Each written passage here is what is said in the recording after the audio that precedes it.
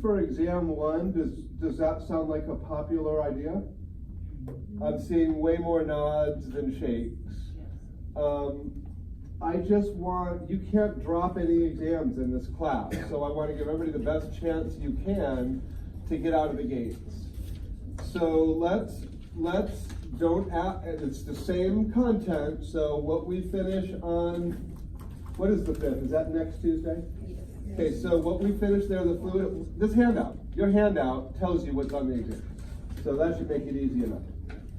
Okay? Now, I will do the microbiology lecture that Thursday where the exam is scheduled.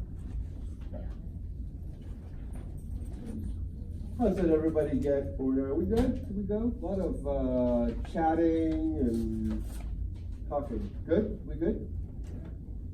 For how many of you have taken microbiology? Ooh, that looks like a majority.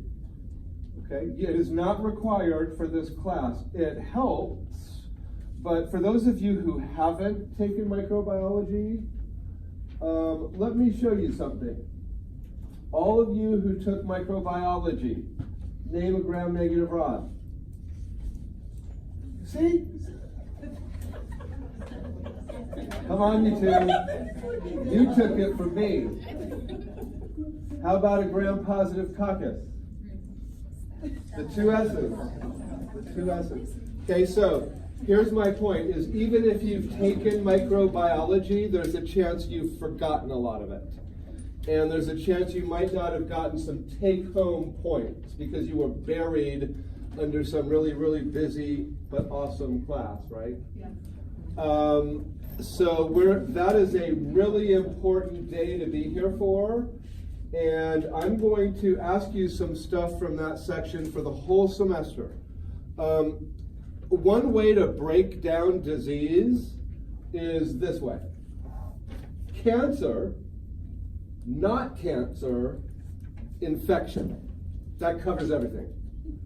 Which means infection is at least a third of what makes us sick. Is that a pretty significant chunk? Yeah, so even if you are not a microbiologist, more and more these days, we want you to understand a little bit about microbiology. Okay? So we'll make that switch. I'll remind you of this in our next class. I hope that fits everybody's schedule. Remember, I've got kind of a new makeup policy. You've got to be here for exams. Got to be here for exams. I will split the class up, and then we'll flip-flop for exam 2. We'll talk all about that next Tuesday when we finish this unit. Okay, let's do it. Let's, page 4. Ooh, okay. What is it? That's on the top of page 4 of mine. So, I don't know what kind of printer you're using, but... Apparently a special kind. Well, genomic imprinting is one of the hardest things to get ever. So let's try to make this as simple as possible. In fact, at the end, I'll be able to tell you how to remember these questions. Genomic imprinting. Let's go back to genotype, phenotype. I'm not sure I described those totally adequately enough. Genotype is hard and phenotype is kind of easy to some people because when I say phenotype, it's what you look like. Like, oh, okay, I get that. But that also means things like what's your blood type, how much stomach acid do you produce, okay? There's a lot of differences. How much melanin does your skin produce? There's no set rule on how much melanin we produce. That kind of depends on, you know, what genes we're expressing, right? Okay, so genotype, remember how I kind of did this the other day? I said, let's say dad on chromosome 1 gave you a tall gene and mom gave you a not tall gene. I did something like this. And I said, tallness is dominant. So is their child going to be tall? Or is this person going to be tall? Yeah. Does this person have the genetic information for not tall? Yeah, it's just that they're not using it. So that's where genotype and phenotype differ a little bit. Genotype is what are all of the alleles you have on all your chromosomes. Phenotype is which one does your body decide to use, is a good way to explain this. And I go back to that discussion because of this. And let's just hypothetically say this is the case for tall and not tall, which it is definitely not the case. There are some chromosomes in your body where no matter what, you always use a part of your dad's chromosome, and another thing that chromosome does, you always use your mom's. It's not some random choice. Oh, my mom has green eyes, my dad has blue eyes, I wonder what I'll get. Oh my gosh, it's so exciting to see. It's kind of random with eye color. But there are a few chromosomes in our body that all of us have. For instance, I've got a chromosome 15 from my mom, and I've got a chromosome 15 from my dad. But there's a rule in nature that part of my dad's chromosome 15 is turned off and not used. And part of my mom's chromosome 15 is turned off and not used. No matter what, and that happens in everybody. Hard to explain why. If you could figure that out, I think you'll probably win a Nobel Prize. It's that complicated. But there's a few diseases that occur when this turning off doesn't happen. Okay, and that's what genomic imprinting is. The way I describe it in your handout, I say certain genes are automatically inactivated or imprinted by mom or dad. That basically means mom's chromosome 15 has a part of it that before it's even a part of me should already be deactivated. And the same with dad's chromosome 15, but it's a different part of chromosome 15. This occurs on a couple of other chromosomes. Chromosome 11 and chromosome 9 have imprintable regions also, but I want to focus on chromosome 15. Okay? You said 9 and what? I think 11 was the other one that I mentioned there. Let's focus on 15. So, when there is a deletion of imprinting or a failure of imprinting on chromosome 15, that means the part that's supposed to be turned off is not turned off. Let's draw chromosome 15. This is from dad, and this is from mom. Let's just hypothetically say, automatically, this part on mom's chromosome 15 is supposed to be turned off. So I'll always use dad's genes for that, whatever that stuff might be. And this part of dad's chromosome 15 is always turned off or imprinted, so I'll always use mom's chromosome for that information. Okay? If this fails, if I get a chromosome 15 from my mom where this is not turned off, I have a condition called Angelman syndrome. I have inherited a non-imprinted chromosome 15 from my mom. Both of these diseases are pretty severe. Angelman syndrome. If, on the other hand, I inherit my chromosome 15 from mom is fine, but I inherit a chromosome 15 from dad that doesn't turn off its imprintable region, I have a totally different disease that's called Prader-Willi. P-R-A-D-E-R, Prader-Willi syndrome.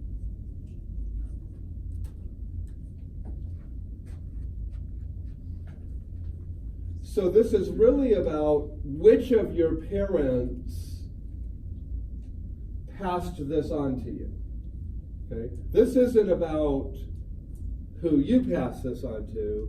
This is about if mom passed on a gene that wasn't turned off in the right or a chromosome that wasn't turned off in the right area, I get this disease.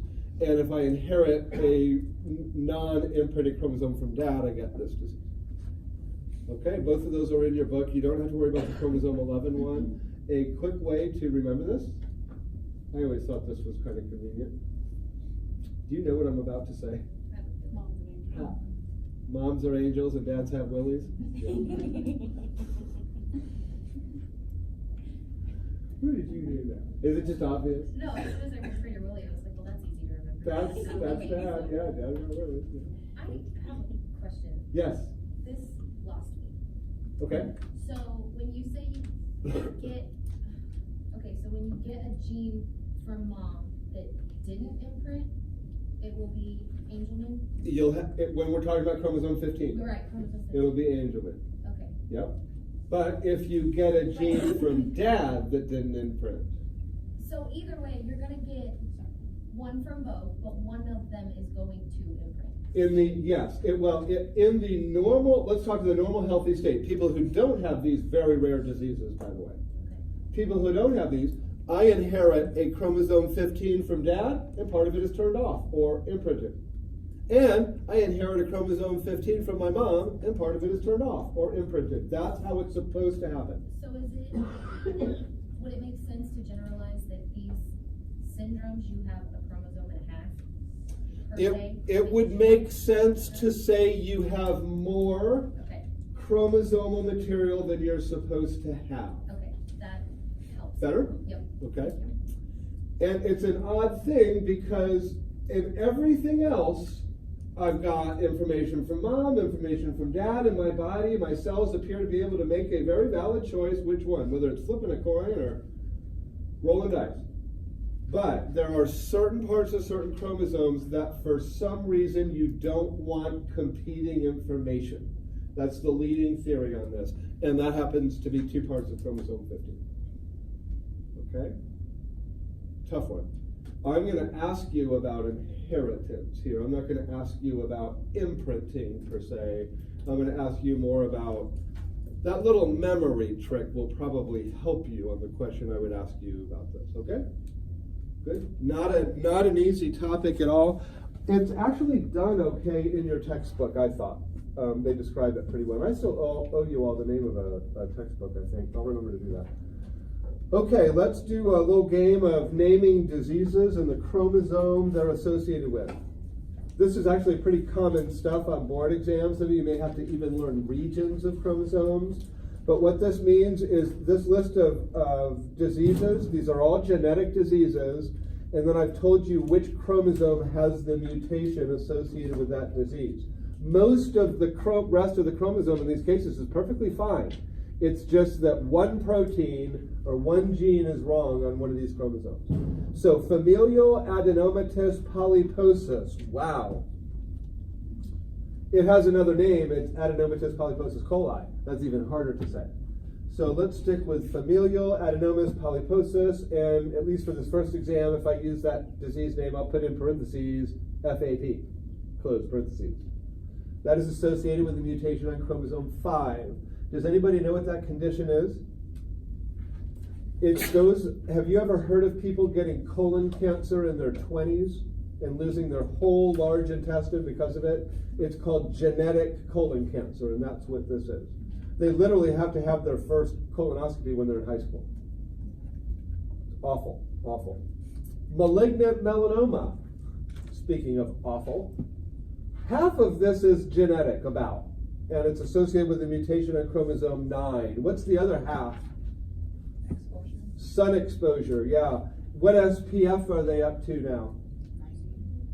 Well, they could make really high, but what are they recommending? 50. What were they recommending 5 years ago? They were at 25 to 30, and 5 years before that, they were at 50. Then they dialed it back, and they went back up. Guess what I never stopped using? 75. 75. I play golf. I stand outside for hours at a time. I wear a hat, but I bathe myself in sunscreen because I've seen this cancer. I've seen how it can act. There was a guy who came in with a mole on his foot when he was 18. They just lopped it off because he didn't like the way it looked. And then when he was 39, and by that time I was a pathology resident at Wake Forest, and I was a first-year pathology resident, I barely knew anything yet. A neurosurgeon brought in a piece of tissue, and I was the only one in the lab, and he said, yeah, this guy, very little medical history, he's had headaches, and we did an MRI, and so I just biopsied this thing out of his head. What do you think it is? And I'm all like, well, I'm just a first year, so I don't know, so I'll prepare it, and I'll call my attending pathologist. So I got it prepared, and while I was waiting for the attending pathologist to come down, I looked at it through the microscope. And the one feature I knew I saw was pigment. Should your brain have any pigment in it? No, pigment is melanin. So my next question was, well, again, I'm just a first-year resident, but is there any history of melanoma in this patient? And the surgeon said, well, actually, he did have a mole lopped off 20 years ago, but nobody looked at it. It was melanoma. And 20 years later, it metastasized to his head. He was dead a year later. Melanoma can be just that aggressive. It can be latent. It can be incredibly aggressive. It kills. It is the least common skin cancer. And I'm speaking about it because I know how many females I have in my class, and we all appreciate how fabulous you look in the summer months, but can you get a good tan with 50 SPF? Just takes a little extra time, right? A little time. Spend it. Spend it. Do you really play golf? I do. I don't.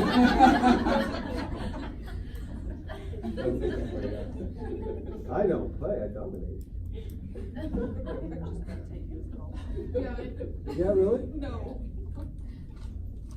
Would you believe pickleball? I can believe that. No. So does everybody. Pickleball is sweeping the nation. I didn't even know what it was till last week. Little tennis. Okay, everybody good? Melanoma, chromosome 9. 50 SPF or higher. Sickle cell disease. Have you all heard of sickle cell anemia? We'll talk about this in depth in a unit. Chromosome 11. Chromosome 11. Retinoblastoma. This is a genetic cancer of the eye, and most patients lose at least one eyeball due to this. Chromosome 13. Neurofibromatosis and neurofibromatosis type 2. Those are big words. Chromosomes, respectively, 17 and 22. Great way to remember these. Count the letters in neurofibromatosis. Is it 17? How about neurofibromatosis type 2? How many letters with a number? Is it 22? Okay, if anybody misses that question on the exam, we're going to have more conversation. And hemophilia, I know we've got a different X-linked as our kind of flagship muscular dystrophy the other night, but hemophilias, what are these? What are hemophiliacs? What's their problem?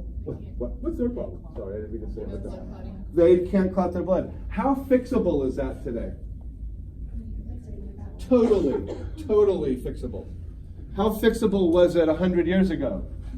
Not at all. And we didn't know what the protein was. We didn't know how to suck it out of a healthy person. We didn't know how to inject it into a sick person. So hemophiliacs, literally, just this. Oh, I hit my elbow on that board. Oh my God, I better get to the doctor. I might bleed to death. That's how bad hemophilia can be. I mean, I might have just popped a couple of capillaries in my elbow by doing that, but I'm not a hemophiliac, so I can clot that off and I'll never even know that I broke a capillary. They were deadly diseases before, and now it's just go in every couple of months for your clotting factors and we're good. I'll find your busy day. It's great. Isn't it beautiful what technology and healthcare can do when they work together for good? Sorry, that's a little heavy. X chromosome for both of the hemophilias. X chromosome. Those sound like a rich source of short answer questions. Like, here's how one short answer question might go.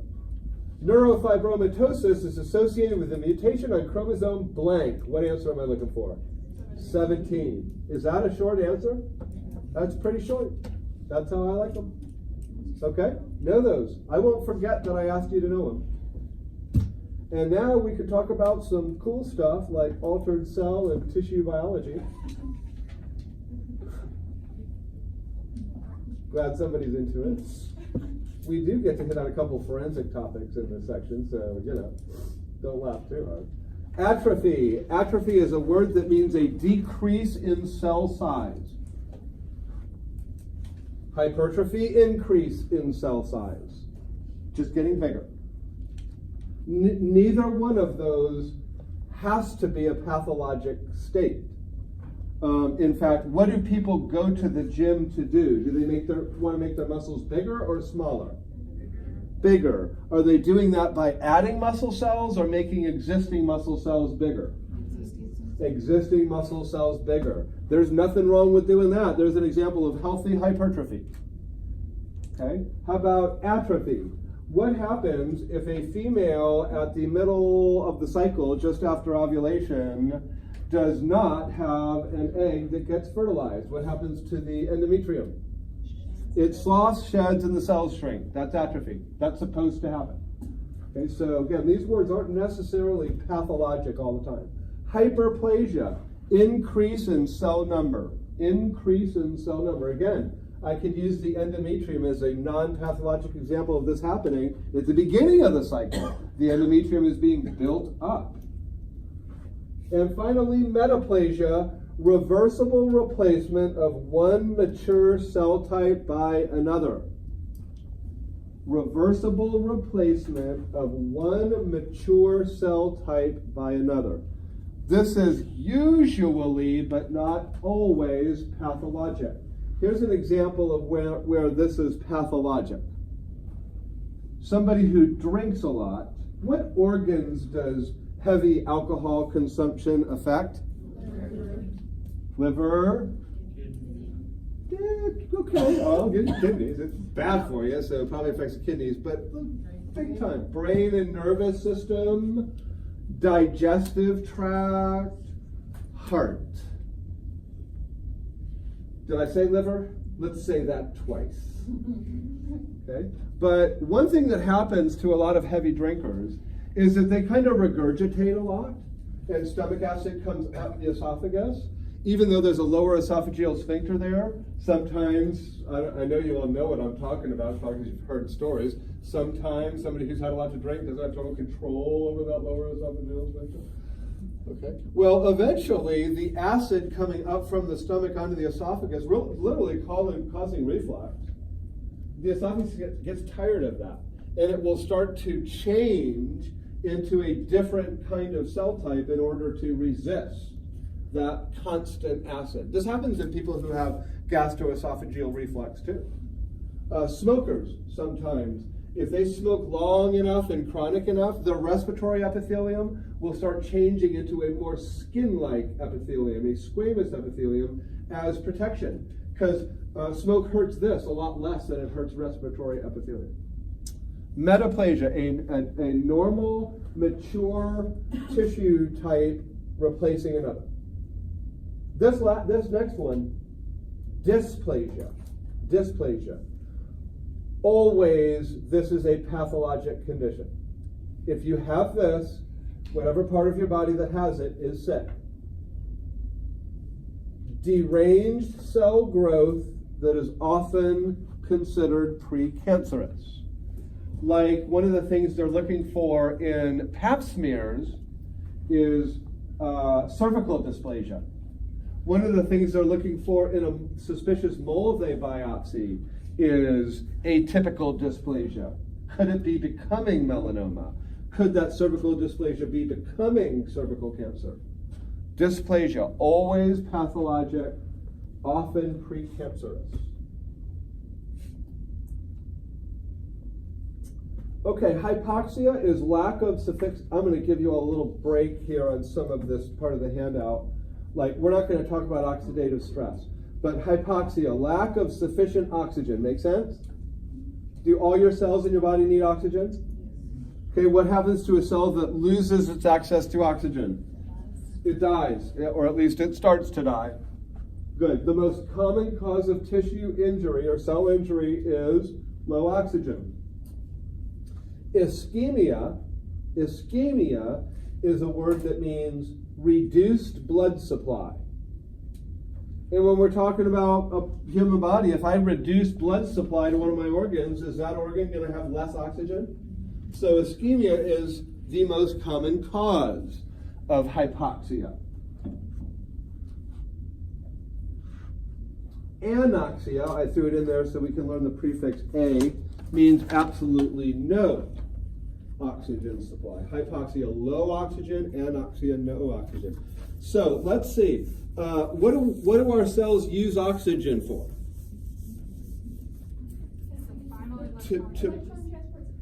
Wow, that was really awesome, all of it. I heard electron transport, which is where it appears in cellular respiration. I heard final electron acceptor. Whoa. I know, we talked about this a little bit, but that's still really good. Okay, so we're making what in 3 letters? ATP. We need oxygen to make ATP. So wouldn't you think that, just because we don't have oxygen, okay, so the cell can't make ATP, can't the cell just chill for a while and not do anything? And here's why it isn't so simple as that. Because, to me, that might make common sense. Okay, you're not being provided oxygen, so you can't make ATP, so stop doing stuff. Well, obviously, what muscle in my body can never stop or I'll die really quickly? The heart. So that always needs to have some ATP. But here's another thing. Here's a cell. We've drawn this picture before. I need to quit using this blue marker. It's a mess. What am I drawing?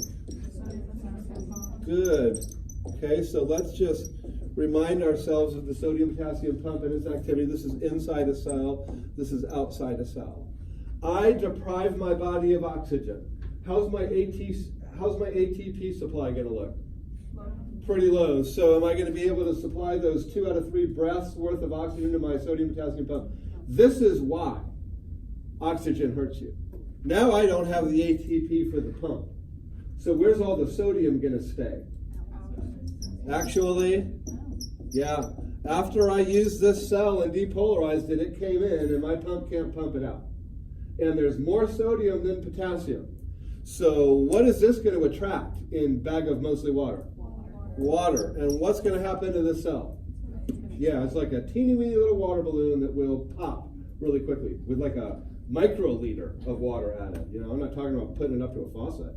1 microliter of water can pop us up. 1 microliter too much. That's a millionth of a liter. Okay? So really, this is how a lack of oxygen affects your cells. And if certain parts of your body, they pop a lot quicker.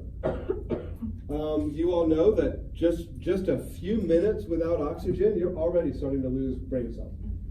Yeah. But your liver will probably be okay if it's only a few minutes, because they don't die as quickly in lack of oxygen. The heart might have something to say about all this. Okay? Yeah. What's happening with the sodium potassium pump when somebody has too much CO2 buildup? Well, it's not really that's a tough question. Let's maybe get into the cardiovascular system. The thing with CO2 buildup is going to cause a drop in pH. And now your body is going to do stuff to try to counterattack that, to correct it. And that's where the sodium-potassium pump comes into play. But directly, CO2 doesn't affect that pump unless it's replacing the oxygen in your blood, which a lot of times I have buildup of CO2 because I'm not ventilating correctly. So the same thing would happen in that case. Okay? Do we need, yeah? How does the volume it's running affect the sodium potassium pump? Well, I haven't done any long distance running since probably late high school, early college. Okay? I like to keep myself in pretty good shape, but I haven't done any real distance running since then. And I would do like 4 to 8 mile runs, okay, back then. So how do you think I'd do on a 4-mile run right now? I haven't done any distance running for a while. It would be a little tough, a struggle. Even though I try to keep myself in okay shape, that's not really something I do a lot. Could I make myself get better at it? Yeah.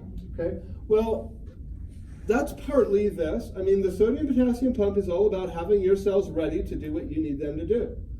The more action I start asking out of a cell, the more sodium-potassium pumps that cell will make so that it can be ready to perform that action. And that's why somebody that does how many of you played basketball growing up? So do you feel you could do, those of you who raised your hands, do you feel you could do a pretty coordinated layup? At least you could do a layup for me and I'd say, oh, well, that person's played basketball before. If I took you down to the gym and I had on one end one person who's never played basketball before and one person who plays for KU, and I said both of them do a layup, would you be able to tell the difference? Because one would be very smooth and coordinated about it, and the other one would be all spastic because they've never done it before. Could the beginner learn how to do a layup? Maybe at least almost as good as the KU basketball player? So that's kind of where, that's not all the sodium-potassium pump, but eventually your body learns how much energy and what kind of action certain cells are going to do, and it prepares appropriately. Okay? If a marathon runner won the gold medal in the Olympics, just decided, okay, I've had it. I've had it. I've dedicated my life to this sport. I'm sick of it. I love this gold medal. I'm going to sit on the couch for the next 3 years and watch TV. Is that person's body going to change? Yeah, and the sodium potassium pumps in their muscles that they use for all their marathon running will start to disappear a little bit. So after that 3-year couch potato internship they did, if they want to go back to running marathons, they're going to have to do a lot of training. How long does it take somebody to drown or suffocate? Did you say 6 minutes? Wow. Wow, man. That's why I use potassium chloride, not drowning. Is that not that?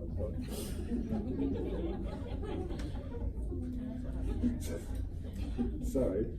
Oh shoot, that's on tape.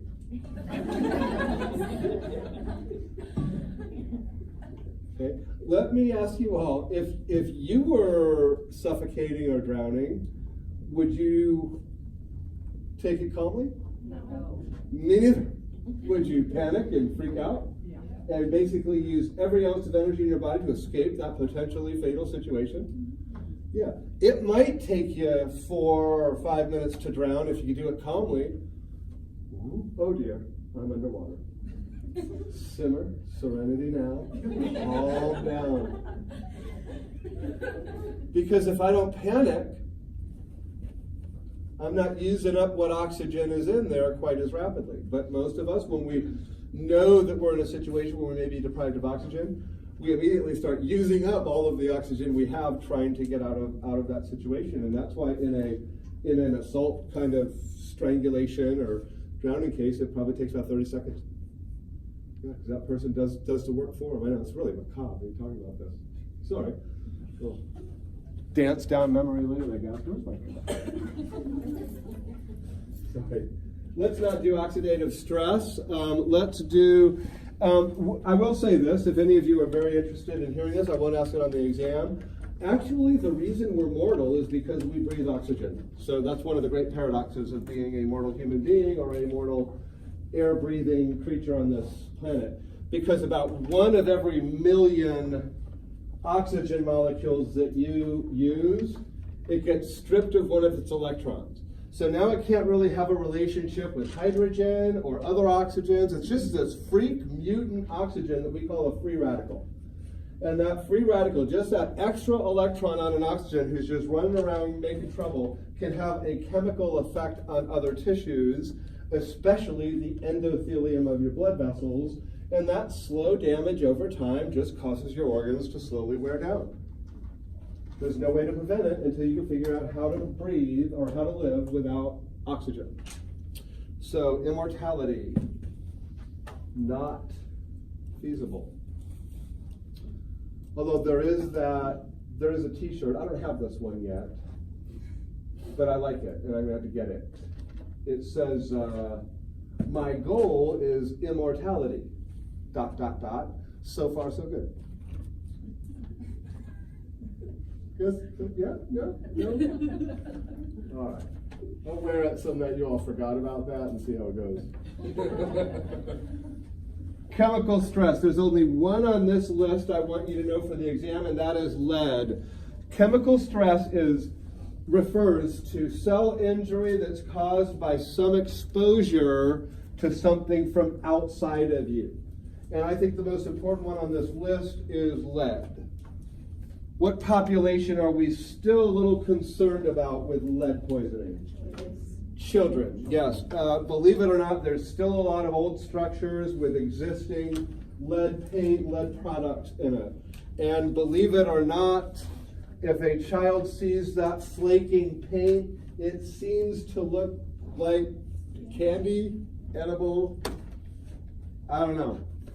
Maybe I would have, but I don't remember. Anywho, I want you to remember all of these organs that are affected by lead poisoning. Nervous system, blood, it causes sometimes a severe anemia. Kidneys, and gastrointestinal or digestive tract. Those are the 4 organs most severely compromised by lead poisoning. We will have opportunities to talk about some of this other stuff. Just So you all know cyanide, a very effective poison for oxygen-breathing creatures because it stops step 3 of cellular respiration, the electron transport. Carbon monoxide is something that hemoglobin likes to hang out with better than it likes oxygen and CO2. So where does carbon monoxide come from? Combustion. Anything burning creates carbon monoxide. Car engines, furnaces. Believe it or not, would you all know, first of all, like not to, well, what would you do? I don't like making fun of my old patients. But there was, I don't know. What are they going to say? I know, I'm pretty thorough, but that would be freaky. There was a guy, it was like my first case in Ohio. I got called, and I didn't really, I was nervous because I didn't know my way around this metro area of Columbus, and cops called and said, oh yeah, we need to respond to a scene, and I got out there, and it was this guy who's, it's cold out, and he had all the windows closed, heater on, but for some reason he was in the mood for one of those July 4th freshly grilled charcoal burgers. So he rolled his Weber grill inside, filled it with charcoal, did not crack a window, cooked his burger, well, he lit the charcoal, the burger. It didn't make it. One thing that made me kind of happy at first was that he did let his dog out. And about 2 hours later, it was the barking dog that pissed the neighbors off enough to call the police to respond to the house, who found this guy dead of carbon monoxide poisoning. And his grill was just ready. It was ready. The burger would be cooked. Oh. Would you all know better? Would you know to at least, first of all, would you roll a Weber grill inside? No. Come on. Can't you get one of those grill-like things for your stove, or at least wait till spring? The foreman, there you go. No, he didn't do that. And I all I really remember about that is I was worried about the dog. I was like, I hope there's a family member that's going to come take care of the dog. Oh, we shouldn't talk about that. Yeah, I like dogs. They matter. I almost did. Not allowed to. Not supposed to get personally involved or something. Let's move on to, again, don't worry about alcohol and those meds and drugs. I won't ask you about cyanide, carbon monoxide. I definitely will ask you about lead poisoning and what organs it affects. Blunt force injury. This is really just a little terminology journey. I do not need to get very descriptive into this. I'm not quite sure why the Huther book finds this necessary, but you know what, a lot of you, there's now a field called forensic nursing. Somebody here mentioned that they have a forensic nurse in their family, or somebody they know is a friend. Yeah, you did. Recently, somebody else, you know Juan? He's a second semester. Juan, yeah, I think his sister is a forensic nurse. I'm like, wow, I mean, it's like a brand new field. It didn't exist when I was in forensic pathology, at least as far as I know. And what forensic nursing is there's a lot of evidence collection and dealing with trauma victims, assault victims, rape victims, things like that. It's really, really serious business. But even in the general population, we find healthcare workers needing to kind of know about certain things. Even ER nurses, if somebody brings their child in, a lot of ER nurses kind of have to go through this training about, with kids at least, about the signs to look for. Could this kid be being abused, or is this a legitimate injury that seems to fit the story? One thing is, obviously, we do not want a victim of child abuse to suffer anymore, right? But almost as important, almost, not quite, but almost as important, is you do not want to accuse parents of child abuse if they are not abusing that child. And do kids get themselves injured a lot? I did some of the stupidest things ever as a kid, and my parents never raised a hand to me. And when I hurt myself, they got me to the ER and made sure I got well. But there are a few documented cases where very hyper-aggressive ER nurses and physicians convince themselves this child is being abused, and it turns out the parents had nothing to do with it, and now it's really stained the parents' record. Oftentimes children are removed from the home until it can be sorted out. So you just want to be very careful. Luckily, there's some unbelievable professionals in that kind of field that know, a lot better than I was ever trained, how to pick out certain signs. Anywho, blunt force injury. Tissue injury caused by the application of mechanical energy. Like you're in a car accident and you bump your head, or you fall down, or somebody hits you with something. That's what we're talking about here, mechanical energy. We're going to take these in, I think, well, not necessarily in, the first one isn't as bad. Contusion and bruise is simply bleeding into the skin and underlying tissues. Contusion really is another name for bruise. And do most bruises typically heal of their own accord? They take on these really funky colors sometimes, but they eventually heal. And it's just the body cleaning up blood that got out and recycling its components. Hematoma is an actual collection of blood in soft tissues or closed spaces. It's not just spread out under the skin. A hematoma could be if I lacerate my spleen, now my spleen is bleeding out inside me. I might literally have this big giant ball of blood and blood clotting that may still be bleeding. That's what we call a hematoma. Now, two important locations for hematomas for people who have suffered blunt force trauma, whether they hit their head or not, by the way, are subdural and epidural hematomas. Do you all remember the meninges? How many layers? 3. What's the outer layer? The outer is the dura. Good. So this is the one we're talking about here. Epidural hematoma, a collection of blood outside the dura mater, so it'll be between bone and dura mater. And a subdural hematoma deep to the dura, so it's between the dura and what? Arachnoid. Good, good. I think it would be fair on exam 1 for me to ask you to tell me the 3 meninges in order. Superficial to deep. Dura, arachnoid, pia. You all know that already. And if you don't, you used to. Dura, arachnoid, pia. It seems like a year ago. Yes. So what is it like, for instance, when, and I'm using kids because they hurt themselves all the time, and they run and they fall and smack their head on the wall, and instantly... That is oftentimes what's called a subcutaneous hematoma. You would not see these. If it's inside the skull, you're not going to see it swell out yet. So what, and I had a friend, we were trying to climb this neighbor's fence, and they had put like barbed wire up there, and we were still going to try to climb it. I know, we're idiots. See what I mean? Idiots. Well, at least I made him go first. So he actually put, it was, I'll explain later. But he asked me he wanted to go first, so I held down the barbed wire, and as he got over the fence, he's like, okay, I'm over, you can let go. And I let go, and it went right into his head, and he goes falling down the fence. And I'm like, oh my God, Mark, you all right? He's like, I'm okay, it's cool. What? And I'm like, he's like, no, I'm good. What are you looking at? What are you looking at? It was huge. I mean, in fact, there was a baseball in his forehead. I just ran. I couldn't deal with that. I had homework to do. He was fine. But that's a subcutaneous. So that would have been not more than a bruise, but actually a bleed between the skin and the soft tissue there.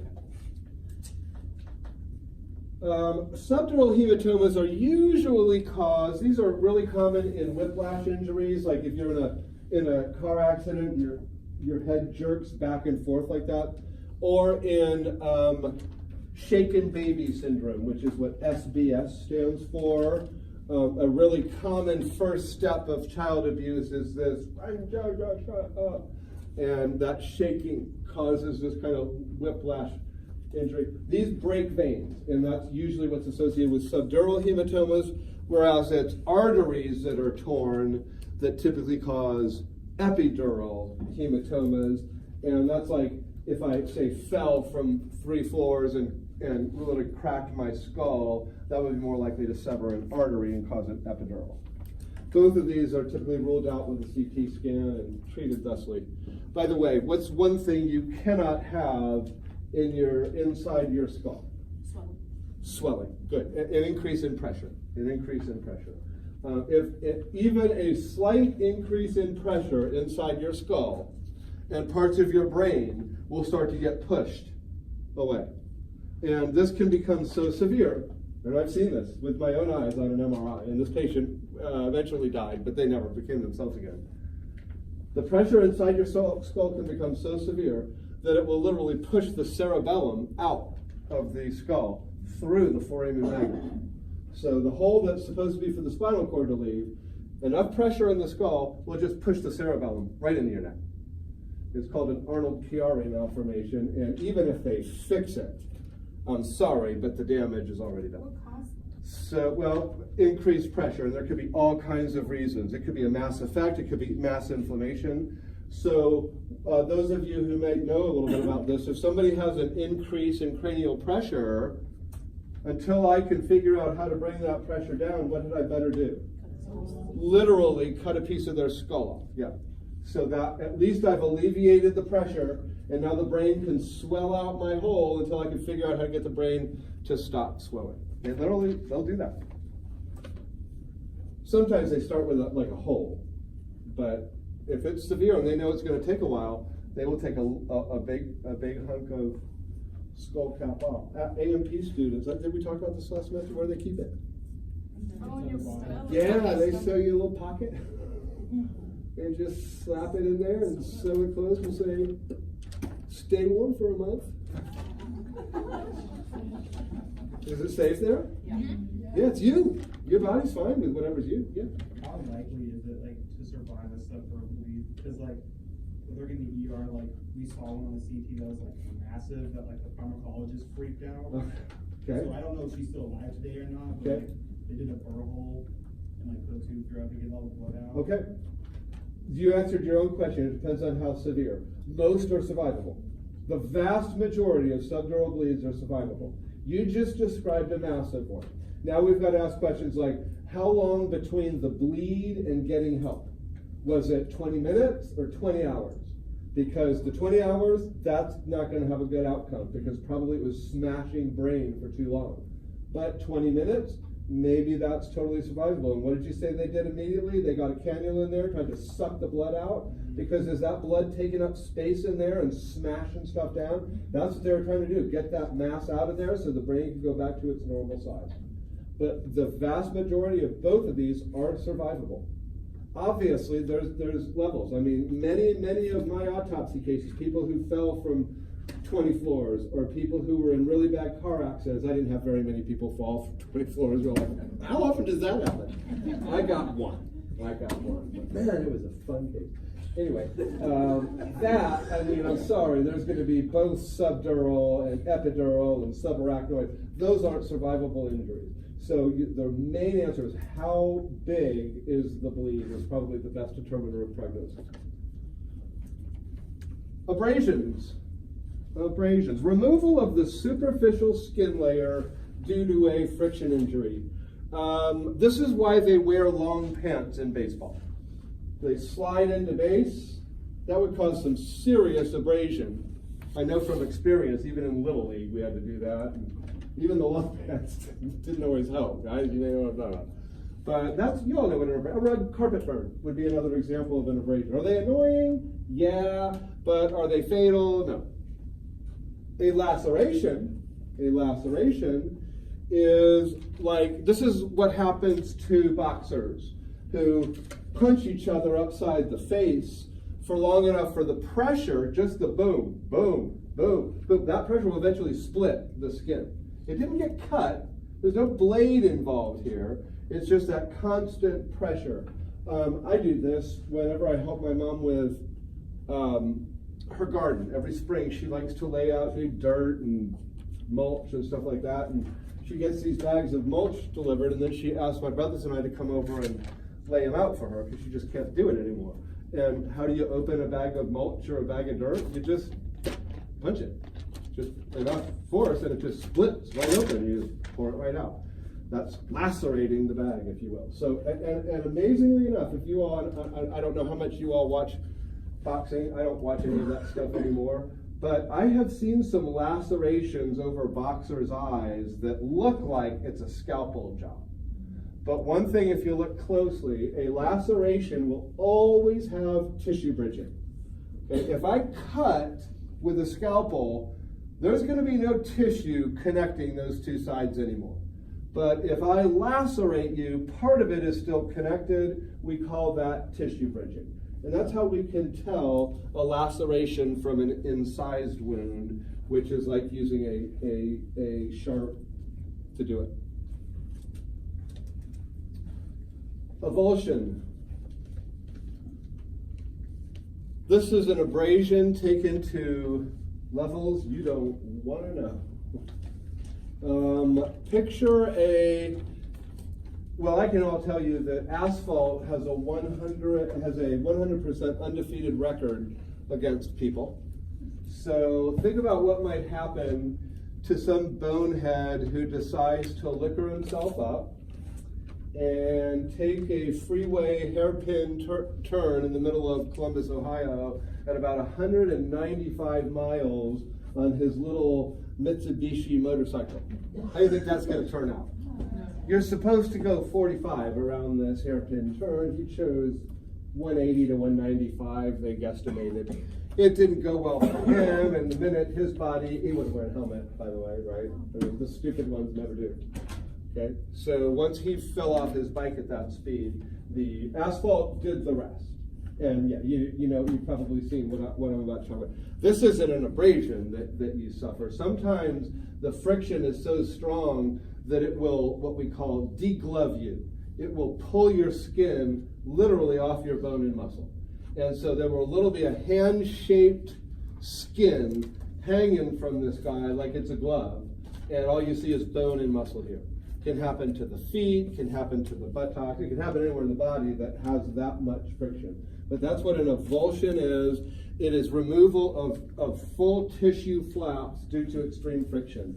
I am not going to ask you all avulsion on the exam. You don't need to review that. You don't need to see it. Some of you will go into trauma, and you're going to have to be able to deal with sites like that. I wouldn't Google it if you have a weak stomach for injuries and stuff, because there's, well, I mean, you all know what's out there.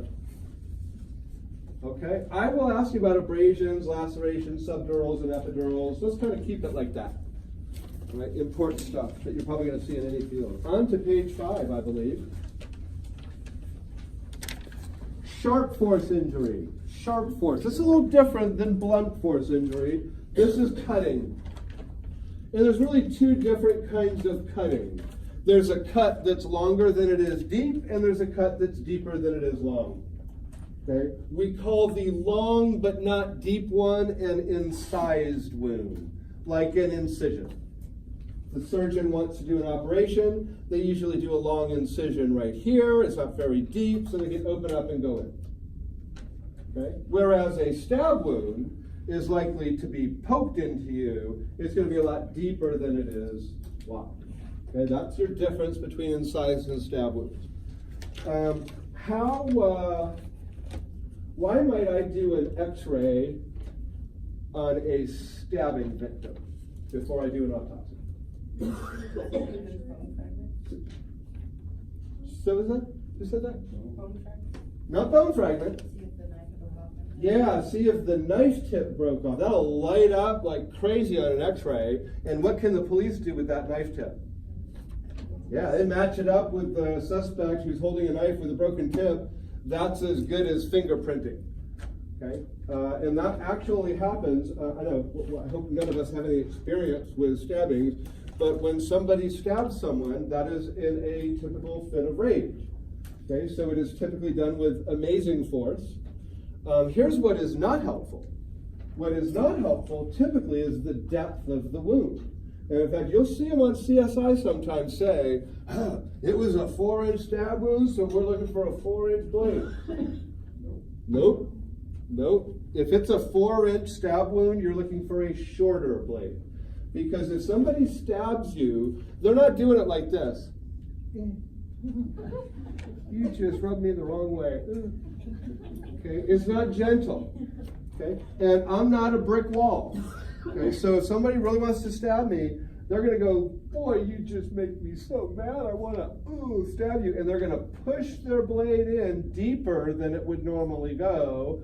So it might get into my spine even though it's a very, very short blade. So depth of wound is not very helpful. What's really helpful is the edges of a wound, and if you can find a piece of the knife, or another thing is sometimes the hilt, which is the little thing that keeps your hand from sliding down the blade, will leave a recognizable pattern on the skin of someone who's been stabbed. Again, what I want to ask you all is to be able to distinguish an incised wound from a stab wound.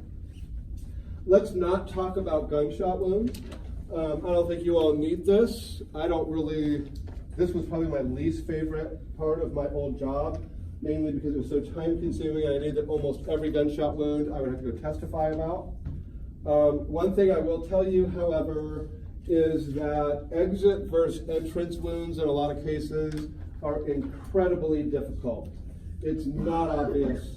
And so when you hear a bunch of people say, for instance, look at pictures of the JFK autopsy and tell you, well, I can tell that's an entrance for an exit, they don't know what they're talking about. You've got to first talk about what type of firearm was used here, how far away, and what angle was the trajectory before you start talking about entrances and exits. There's lots of evidence we can compile about whether the person who shot someone was close or far away, and that's actually really usable evidence. But gunshot wounds are a mess. They're never as clean as the science books tell you they're going to be. So let's just not worry about any questions about gunshot wounds on the exam. Asphyxiation, by definition, is oxygen deprivation. And you should know all those ways someone can be asphyxiated. Most of them are very familiar to you. All of these are cutting off your oxygen supply. Suffocating, strangling, drowning, choking. That's like an accidental choking. I didn't do it, my colleague did it. I just couldn't help go over and check all the time of this person who inhaled half of a hot dog during a little wrestling match. And I know, finish eating before you wrestle, right? Literally, it just went down the trachea, and it was a big plump hot dog. It just jammed it up. Was there any other detour route for air to go? No, so this person didn't have it. It was so jammed in there, he didn't have a chance. They called 911 immediately, tried to do the Heimlich maneuver, couldn't get it out. And so when my colleague did this autopsy, I went over to watch, and she started to cut the trachea, and this hot dog just buffooned out like a bloomin' onion. I mean, it was just huge. So you could just see how jammed it was in it. There's an example of what an awful way to go, I know. But there's an example of choking. What else in there? Chemicals like cyanide, and finally paralysis. Paralysis of the diaphragm and the respiratory muscles will mean you can't breathe, so you can't get oxygen and you'll asphyxiate. So know those examples of asphyxiation. I meant to do the cell injury at this point. I already did it for you. The hypoxia and the sodium potassium pump. That story is there. I will not ask you the last line of that. The cytoskeletal disruption, chromosome degradation as irreversible consequences. I just kind of want to be able to ask you what happens when you're deprived of oxygen to your cells. And basically the answer to that is the sodium potassium pump is not functioning adequately, so sodium stays in the cell, attracts water, and the cell pops. And I also kind of want that to start to become common sense for you. I want this pump to be familiar enough to you. I want you to feel comfortable enough with osmosis. Let me ask you all this. What do they tell people who have high blood pressure to avoid in their diet? Sodium, salt, good, excellent. Tell me this. What will give me high blood pressure? A high blood volume or a low blood volume? A high blood volume. So, now, let's just put those two things together. Let's say I have mild high blood pressure, and I just decided I'm going to go eat something really, really salty, like a pretzel pizza or anything from McDonald's. Or Bagels, or Sonic, or Arby's, whatever. Lots of sodium in everything we eat, unless you're really careful, right? Let's just say I eat a high sodium meal and that sodium is pouring into my blood. What effect is that sodium in my blood going to have on the rest of the water in my body? Draw it into the blood vessels. What's that going to do to my blood pressure? Isn't that why we don't want people to have sodium when they have high blood pressure? Yeah, it's a really manageable way to kind of help keep blood pressure in control. And all that's about is hypertonicity and osmosis and diffusion, right? That's just those topics we're talking about. Get more and more comfortable with those concepts. It will help, I promise. It will help in healthcare. All right, cell death. What do I want to do in this section? Let's know these types of necrosis. Well, we'll trim this down a little bit. Cell death is basically the cessation of all metabolic activity in a cell. Could happen to one, could happen to many. And necrosis is basically a word we use to describe the process of cells dying and decomposing. I'm not going to ask you questions on that. What I want you to know is these types of necrosis, especially the first four. Coagulative necrosis, and rather than describing these, since we're not really getting into the chemistry of this, let's just know what parts of your body are associated with this. In this case, heart and kidneys, solid organs, like your heart and kidneys, go through what we call coagulative necrosis. Liquefactive necrosis, is tissue that demonstrates a more, mushy kind of dying process. Nervous tissue in the brain are the ones I want you to associate with that. In our cadaver class, what I do is I want to have all organs.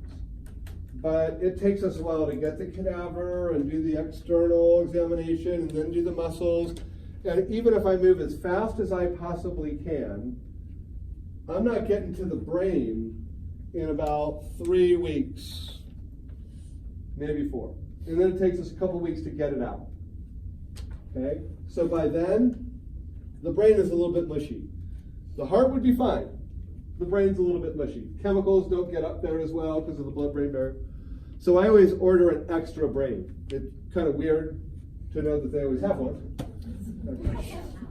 Where that comes from, but I just ask as few questions as possible at that point. I say, thank you for my extra brain in the bag. But I can't remember you all. We got an extra brain for you that was beauty when Chrissy did the class. But then when you all got the brain out, I'm trying to remember. Was hers removed before she got here? Yeah, it was gone. Okay, so you all didn't have to do the skull. Well, we still did. We had Fix it. Crazy here did the front part. The rest of it they let somebody. Ah, that's right. I remember. You guys were asking, how do they do this? Do they do this with a hacksaw? Or? Yeah, with my hammer and chisel, didn't it? Good. Well, when my last cadaver, they left the brain in. They didn't even take it out, but they gave me an extra one. So I took my time getting the actual brain out. And by the time we got it, it was kind of soupy. It was a little bit liquid. Anyway, liquefactive necrosis. Associate that with brain and nervous tissue. Caseous. Oh, you all are going to love this one. Caseous necrosis. This is I think it's a Latin or Greek word for cheesy. Cheesy. Think of a very ripe cottage cheese kind of appearance. Well, how about a brie? Would a brie help? No, let's not. Cheesy or caseous. I use the word caseous. We see this kind of necrosis associated in tissue infected by tuberculosis. That's what TB stands for there. And then fat necrosis, typically caused by leakage of lipases. Do I have enzymes in my body that can break down fats? I do. Where am I usually supposed to use those? In my digestive tract. Who makes most of those? Does anybody know? What organ makes most of your digestive enzymes? Pancreas. So if your pancreas gets sick, pancreatitis, pancreatic cancer, it could leak. And one of the first enzymes to leak is lipase. Well, what's all that connective tissue holding your guts up? It's fat, yeah. Even in skinny people, there's a lot of fat connective tissue there. And those lipases start to chew that away. It actually is incredibly painful. Patients will come in with incredible pain, and that's because lipase is causing fat necrosis. What can you do for that? Cure the pancreas, fix the pancreas. And then the next thing you can do is, in the case of pancreatitis, you basically stop anything from going in their mouth. They cannot have any oral intake at all, because if you are not eating, your pancreas will stop working. And so it just stops producing lipase.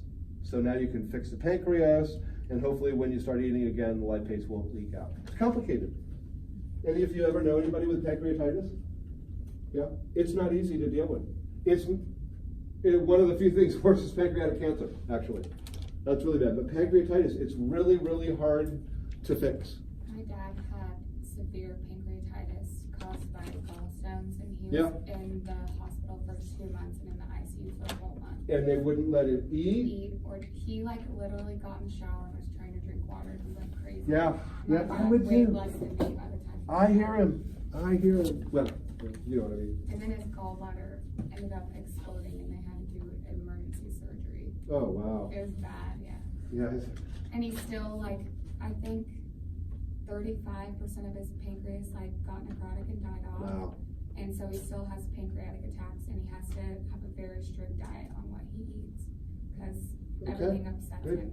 Good. That's actually a really good, thanks for sharing. That's a really, really good example of that. Pancreas, man, that's a tough booger to deal with when it gets He pissed goes off. in, I think, every 6 months to get tested and Amylase have and blood drawn lipase and, yep. so they know he doesn't have pancreatic Yep. cancer now. Tell him to keep going in.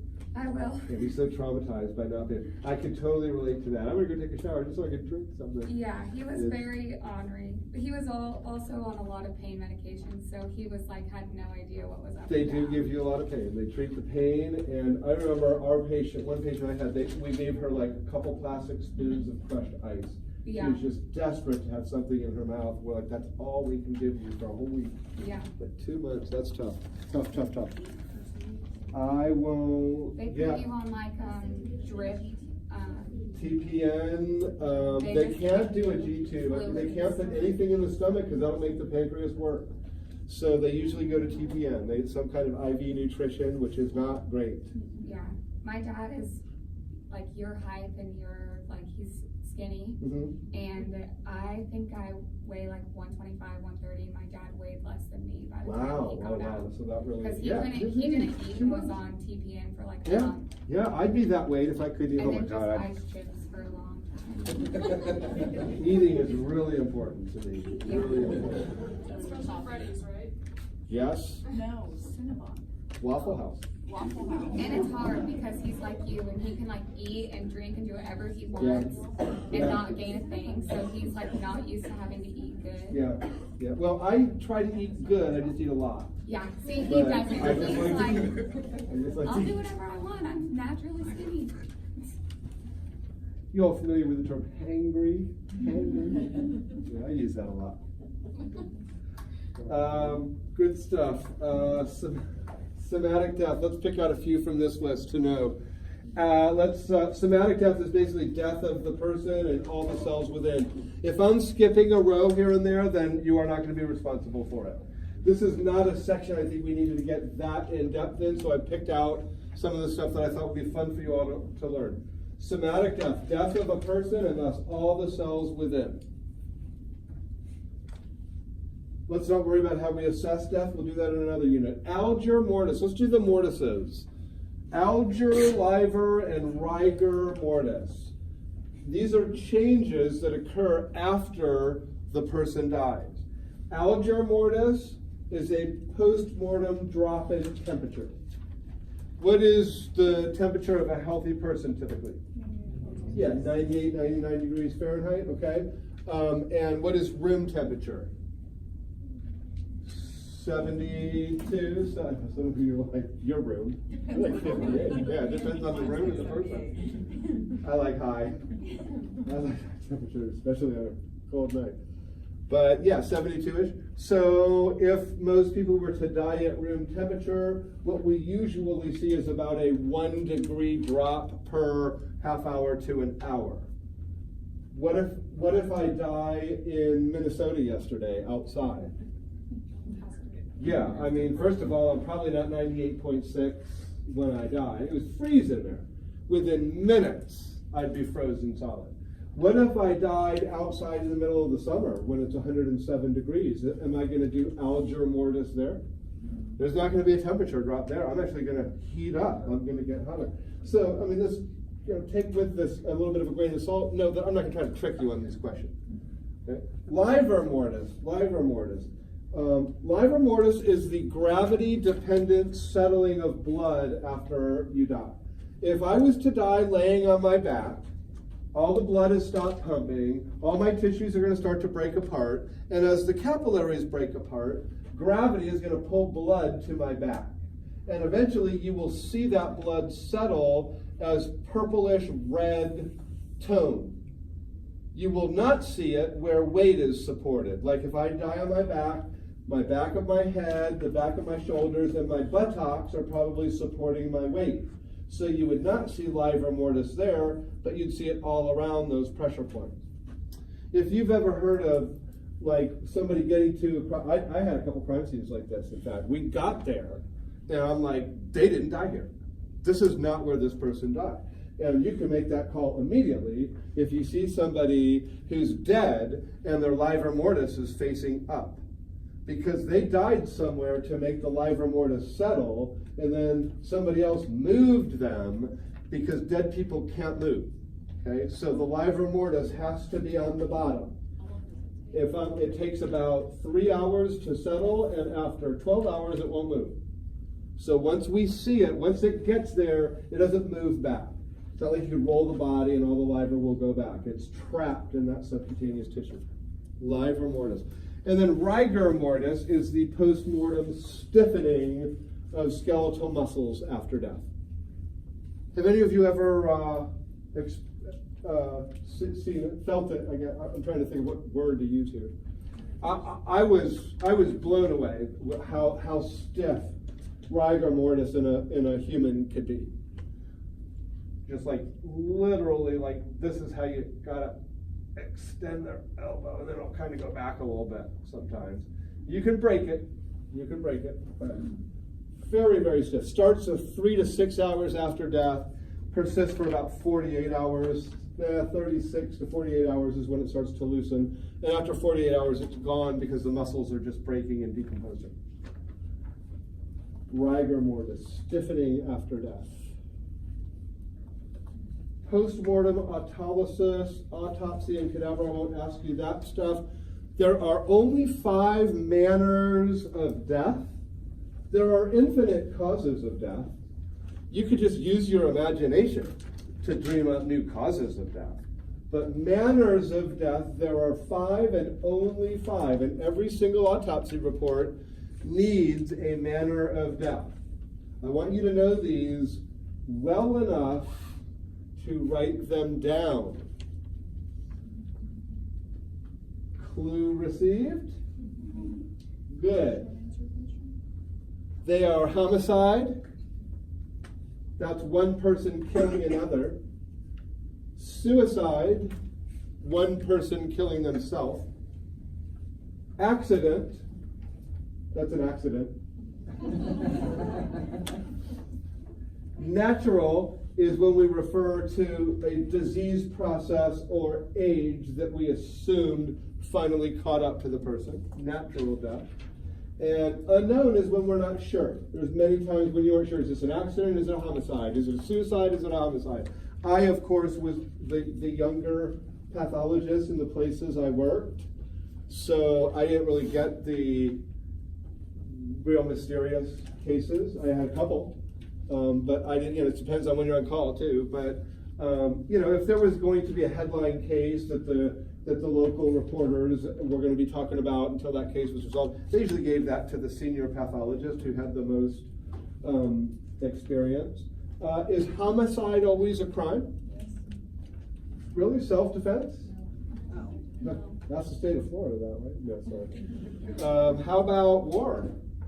No. Do we not commit homicide in war? Do people go to jail for that? Yeah. I mean, so there's a lot of. How about a police shooting someone who's, pointing a gun at them? Are they allowed to shoot them? Yes, they're allowed to shoot them. Careful, people. The police protect us. There's some bad seeds. Police protect us in general.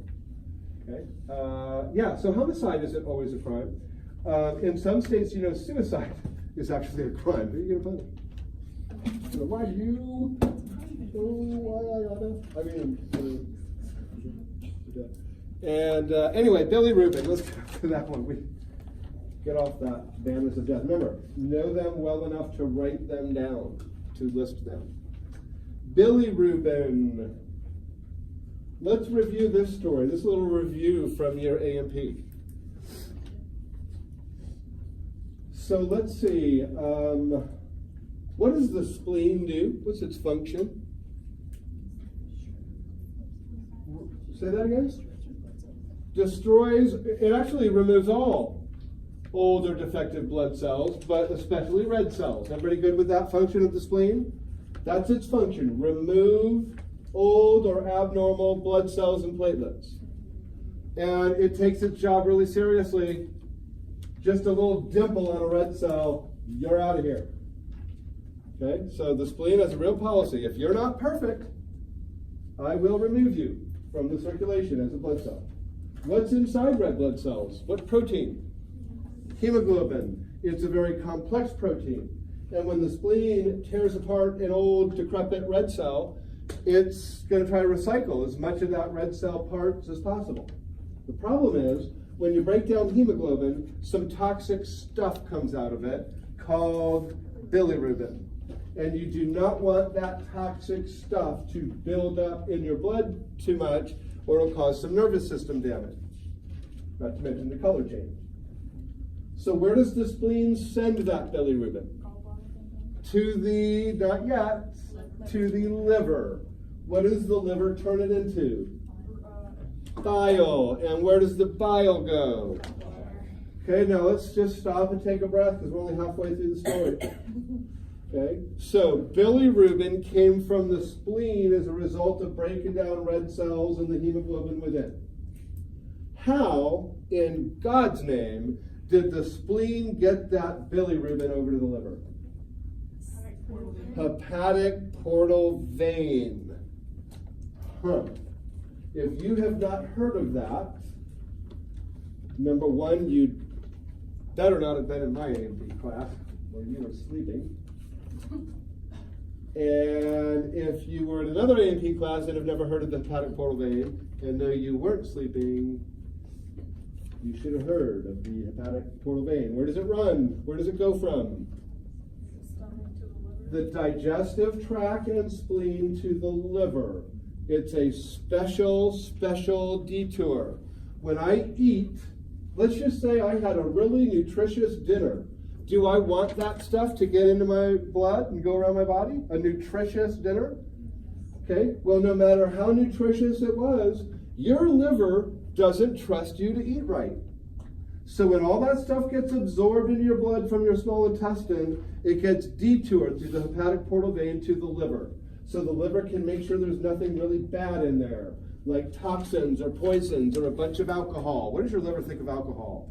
I know you all like it, but what does your liver think about it? Boo! Yeah.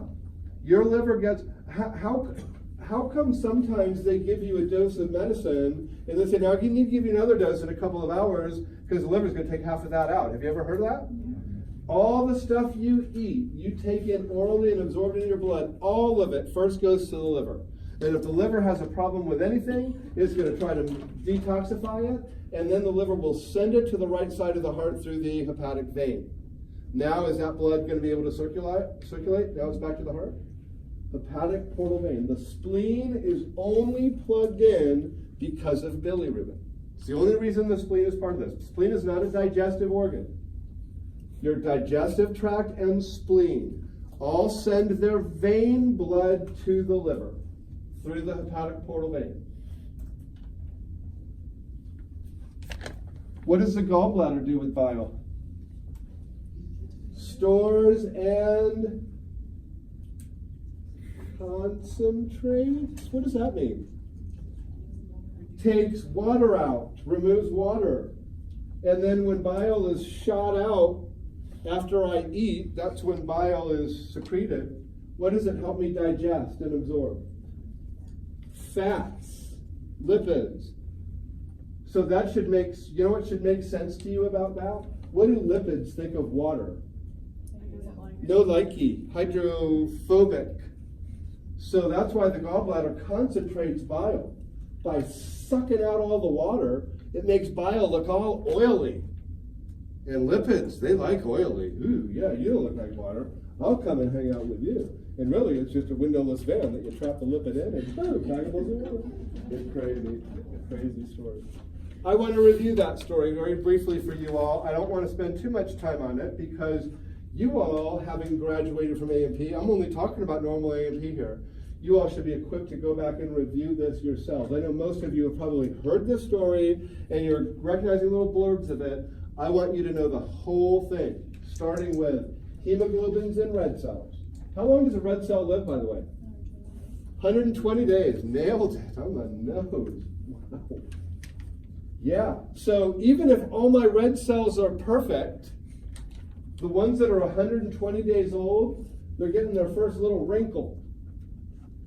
They're getting old. What does the spleen think about that? Yep, you're done. And I don't mean retire to Scottsdale. I mean, I'm ripping you apart. So, hemoglobins in red cells. Old or abnormal red cells are removed by the spleen, and the hemoglobin breakdown product of bilirubin is shuttled to the liver via the hepatic portal vein. The liver turns bilirubin into what? Bile. So if I ever ask you what organ makes bile, liver is the answer. Not gallbladder, liver. The liver makes it.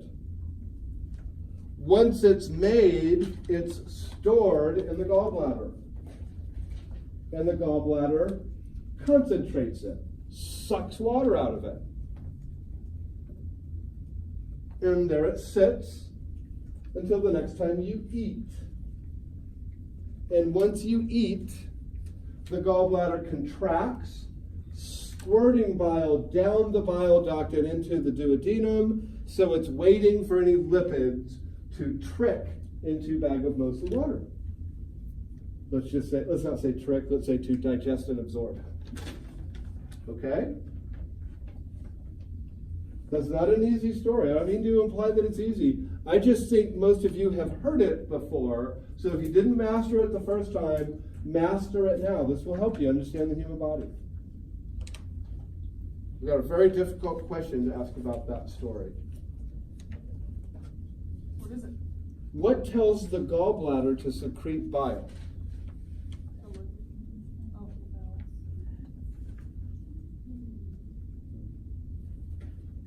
The presence of lipids. Nope. Good guess. Good guess. You're getting warm. Did you say brain? You're getting warm. Be a little more specific. I mean, brain could be the answer to anything, right? What makes your body do anything to brain? Not the hypothalamus. What's that? Huh? Why'd you say that? Rest and digest. Isn't the parasympathetic nervous system the one that turns on? It does nothing else. It slows down the heart, it constricts the pupils, but game day in the digestive tract, right? For parasympathetic nervous system, is gallbladder part of that? Yeah. The answer to my question would be the parasympathetic nervous system. Good. Now, that part I won't ask you on the first exam. I will ask you about the journey of bilirubin and bile and what happened. Okay, let's worry about nervous system stuff a little bit later. Did I ask you all to know the meninges? Okay. I want to pre-warn you on the normal A&P questions I'm going to ask you on the first exam, so I want to keep them limited. I'm going to ask you a question on the meninges. I'm going to ask you a couple questions about this story. I might even ask you, what is the pathway of the hepatic portal vein? Look for something that says digestive system to the liver, something like that.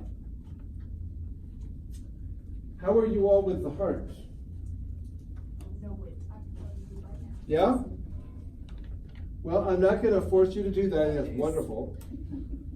But I think right now a good review for all of you would be to start at the vena cavas and be able to flow through the right and left side of the heart, naming every chamber, blood vessel, major blood vessel, and valve you pass through until you get to the aorta. Like, for instance, on the first exam, I might say, blood in the left atrium is about to cross which valve? Mitral, or what's the other name for that one? Bicuspid, bicuspid. What is the last heart valve that blood crossed? In the left atrium? Oh, that The last one. The pulmonary valve. The pulmonary valve. Good, good. Is left atrium blood well or poorly oxygenated? Well, Good, well. Starting to hear some of this in stereo. I'd like to hear it in a little more stereo. Does the tricuspid valve see poorly or well oxygenated blood? Tricuspid. Poorly. Good. Good. Okay, questions like that. I think those are fair. So basic heart questions. Chambers, valves, great vessels. What is the large blood vessel leaving the left ventricle? aorta. Okay, good. Can anybody tell me what the first segment of the aorta is? Aorta. Nice. Courtney, could you let someone else answer? You're doing awesome. You're doing awesome. You're doing outstanding. What's the second segment of the aorta, somebody other than Courtney? Arch, the aortic arch, okay? I'm not going to ask you those segments, but I'm delighted that you all are starting to kind of go back and remember some stuff. You want to take a step back even, go back to your AP and remind yourself how the vena cavas are formed.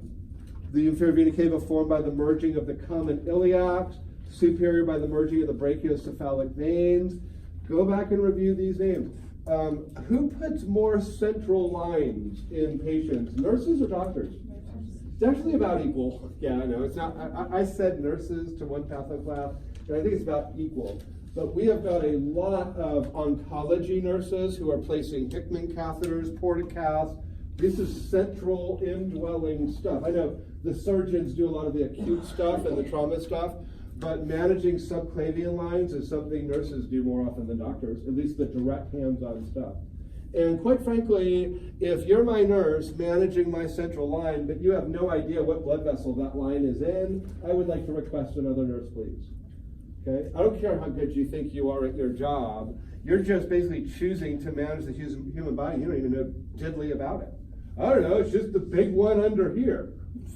I don't want to hear that from my healthcare professional who's putting a 16-gauge needle in my subclavian vein, basically. And so I'm not asking you all to go back and learn tiny little stuff like the teeny vesicles that lead into the afferent arteriole of the kidneys. I am asking you all to think big, really big. Like, think about how the aorta ends, how the vena cavas begin, and think about those pulmonary vessels that are connected to the heart. And we'll maybe talk systemic pulmonary stuff when we get to the cardiovascular system. Okay, let me just see what's next. I'm not so sure we can't do, I know if any of you have looked to the last page of this handout, you might be feeling a little panicky. Don't worry, I'm not in the business of asking you to memorize a bunch of useless stuff. I feel like we can do page 6 and 7 on Tuesday. Questions on anything we did tonight? Say again? Can we start it all over? Which one? Where did the wheels come off? Bile? Anybody want to go through the bile thing again? Tell you what, stick around if you want to. You may quietly leave if you're done. I'm done, but I've already had a request to go back to the bilirubin bile story, and I don't have any problem doing that. Cool? Should we draw a little diagram on the board?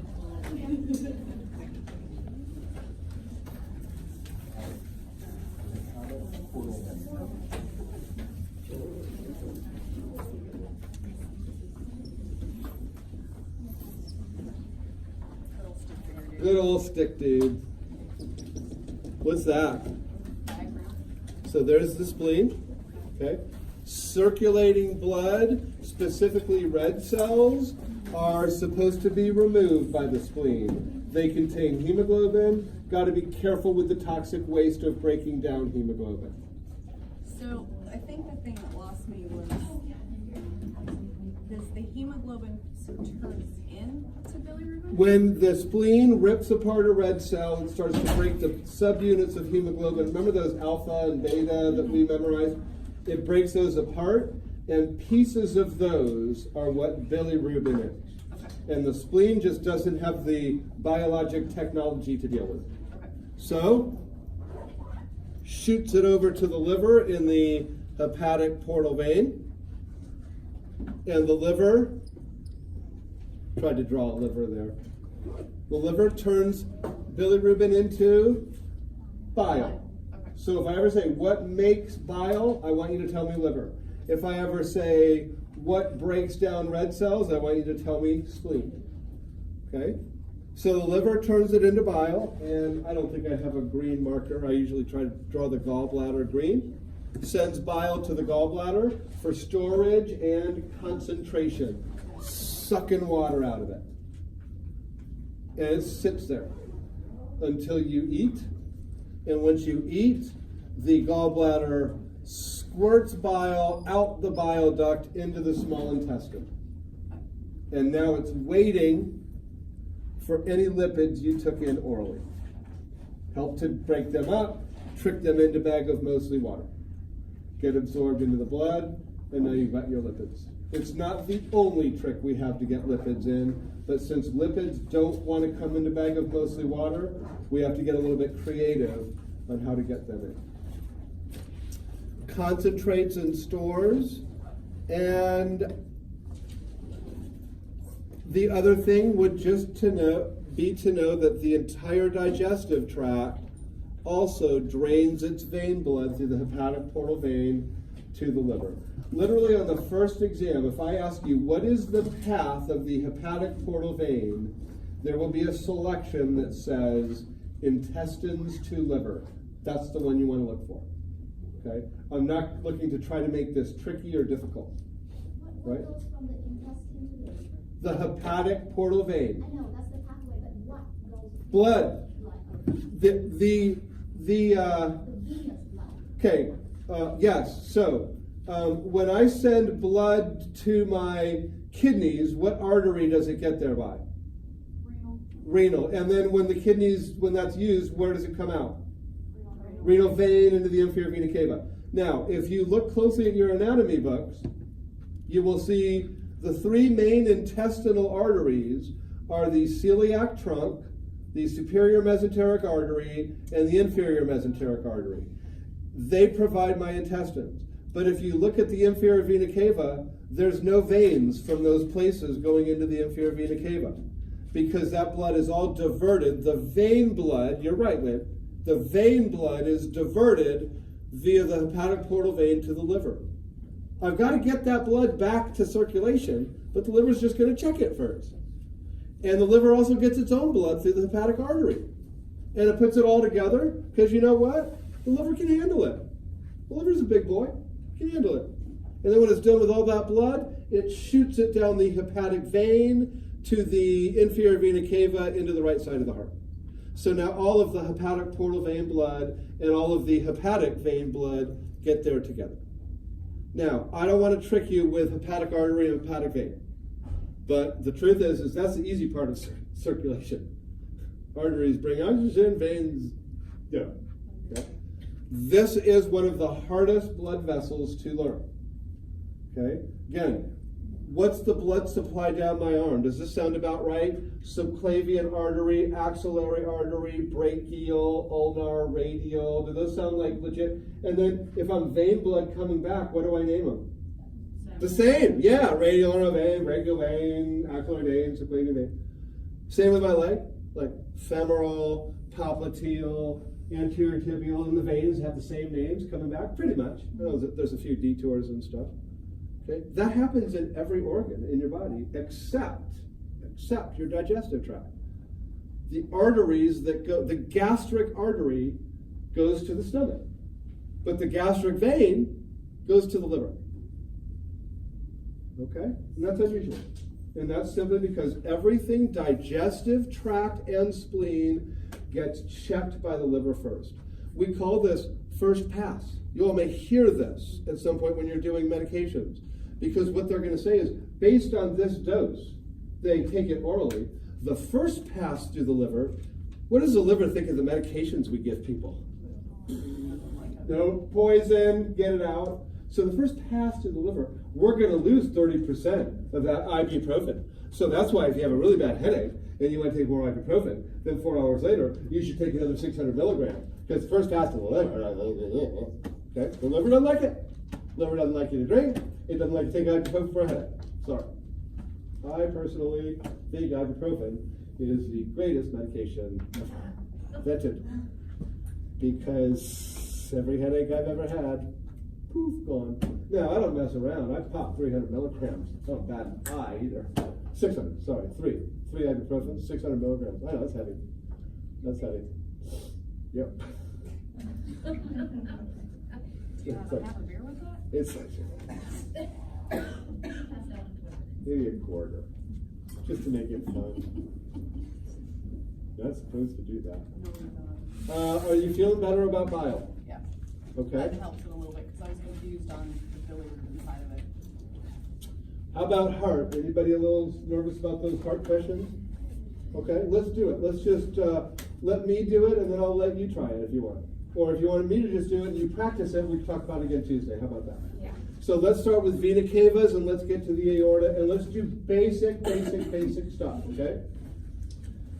Blood comes back to used blood. So what is there a lot of in used blood?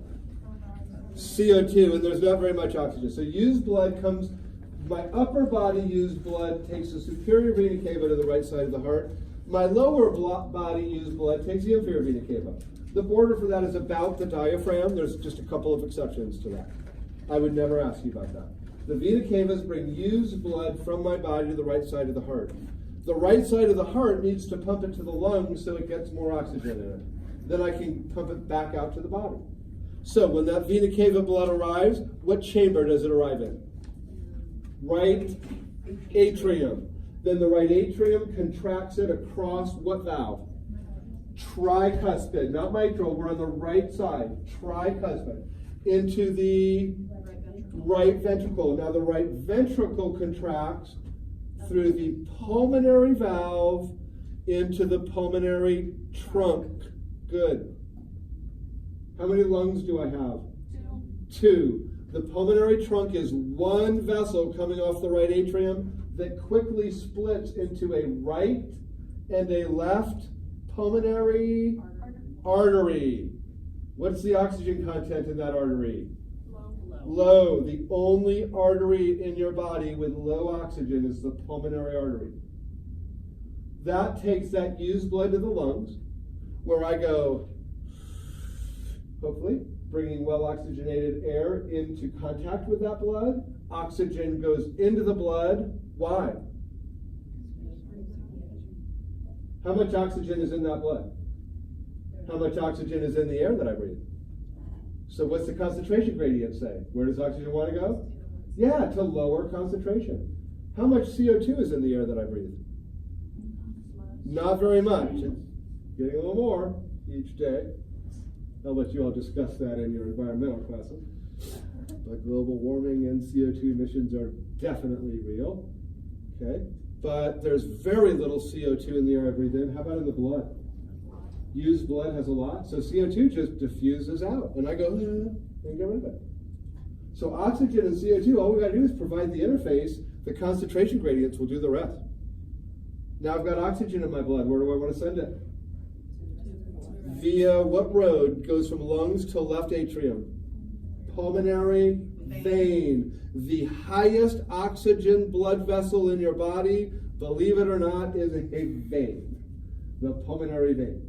That brings blood to the left atrium. That well-oxygenated blood is now squeezed through the mitral or bicuspid, both are perfectly satisfactory, valve into the left ventricle. Left ventricle contracts blood through the aortic valve into the ascending aorta, and we're there. Any question I would ask you on the first exam, will you be able to answer from just that? I want to get a little more complicated with the heart later, but for now, if you can go from vena cava to aorta, naming the chambers, the valves, and the hard part is the pulmonary blood vessels. First, the arteries bringing low oxygen blood to the lungs, veins bringing well oxygenated blood from the lungs. Are those the only blood vessels going through the lungs? No, it can't be. Where would the lungs get its blood supply, for crying out loud? This is a totally separate circuit. Where do the lungs get their oxygenated blood? Bronchial arteries, bronchial veins. And I know my A&P graduates are like, oh God, those bronchioles. Really? Do the bronchioles not make sense? It's the pulmonaries that mess with us. If I wouldn't have brought up the pulmonaries, everything would be oh so easy and easy. If you can tell yourself and describe to yourself, don't worry about this for exam one. I want you to focus on exam one material and basic heart stuff. But sometime before this class is over, I challenge all of you to be able to describe in detail, and it doesn't take that long when you really understand it, the difference between the pulmonary circulation and the bronchial circulation with respect to the lungs. And since I won't ask you that stuff on exam one, what I will promise to do is maybe do a little pre-class lecture on pulmonary and systemic circuit, like a 10-minute quick lecture on pulmonary versus systemic circuit. But it doesn't make any sense if you don't know that circulation through the heart. So let's start there. What's the intrinsic pacemaker of the heart? SA node. What's its real name? Sinoatrial. I would accept SA node, but it's sinoatrial. Just good. Nice. So isn't that fun doing the graphs? What's this muscle separating the chest and the abdomen? See, there's some anatomy that I can ask you, and you all are like, oh, please ask that about 9 times. Not gonna. All right, good with the heart? You feel a little better about that? Will you practice that? Yeah, I have it recorded, so I'm ready to listen to it 100 times. Awesome. And again, remember, you all have materials. You have your AP notes. Hopefully some of you saved your text. Become someone who can refer to books and stuff and get something out of it. But I'll be happy to explain this stuff as many times as you need. All right? I thought you would tell your story about your best friend when you were talking about her. You know, I saved that for A&P. You remember that? I was like laughing. I tried to explain somewhere. You know, I feel bad. I probably, there's a lot of people missing that story, but I usually save that for A&P. See, what I have to do is, I need to know what classes I tell my stories to, because I don't want you all in Patho to get all the same story. I was wanting you to tell your she just asked. I was like, and I'm like, that's an A&P story. It is about as funny a story as I have.